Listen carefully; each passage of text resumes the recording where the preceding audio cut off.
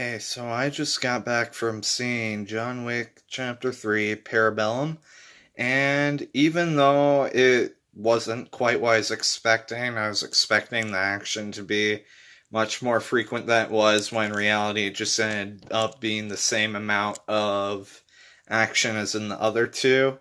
I really enjoyed it. It isn't really as much of a conclusion to a trilogy, since it still feels unfinished and unresolved without spoiling anything. But it's very enjoyable. If you like the first two, you'll end up liking this one. The action felt more comedic in this one than the first two. Not to say that the first two don't have comedic moments, but the action in itself feels more self aware and fun, and yeah, it knows that you're gonna be laughing when the violence goes down. When I saw it, especially the first third of the movie, where I felt the best action was, but the rest of the film was like standard John Wick stuff that was enjoyable. But like the first third, the whole theater was laughing so hard during the action scenes while simultaneously like appreciating like all the work that goes into it, because it looks like it must have been very difficult to do, and it's a lot of fun. If you like the first two, I can almost guarantee that you'll like this one. It isn't as emotionally resonant as the first one, but it is more so than the second one. So I don't know if that was your thing or not, but you might want to know that going in. Yeah, it's a lot of fun. Halle Berry did a surprisingly good job.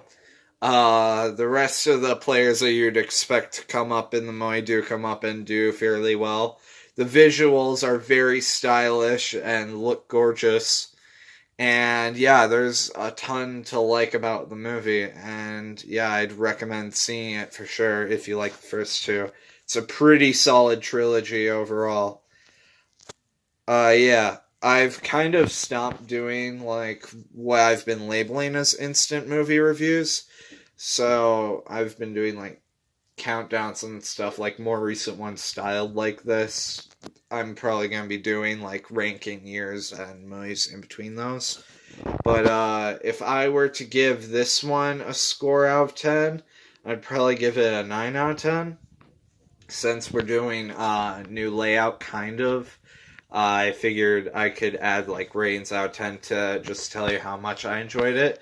I'm pretty generous with rating out of 10s being like up to 8.5, but then 8.5 onward I think is about the usual scale that people have when using movies. I just like to be generous to the movie itself.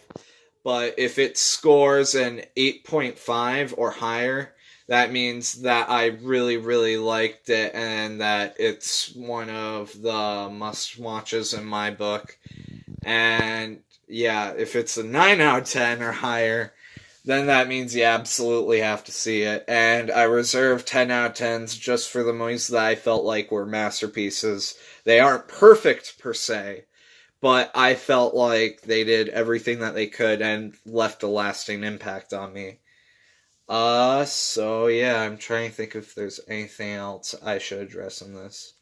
The dogs get to bite back, so that's fun. I liked the dogs being it a bit more. Yeah, I don't want to delve into spoilers, but yeah, I really liked it.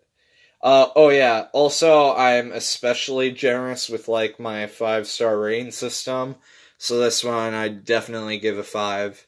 5 stars for me would be, like, depending on the 7 out of 10, upward for, like, 5 for me. Usually, it's 7.5 out of 10, upward is, like, 5 stars for me. So, yeah. I... Yeah, I don't know how to end the video.